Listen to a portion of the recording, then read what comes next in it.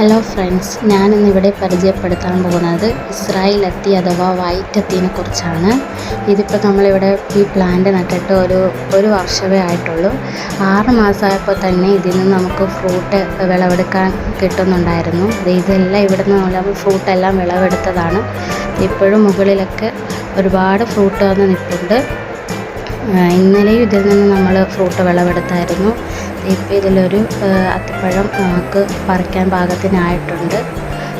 നല്ല ഒരു golden red കളറായിരുന്നു അതിന് ഉള്ളത്.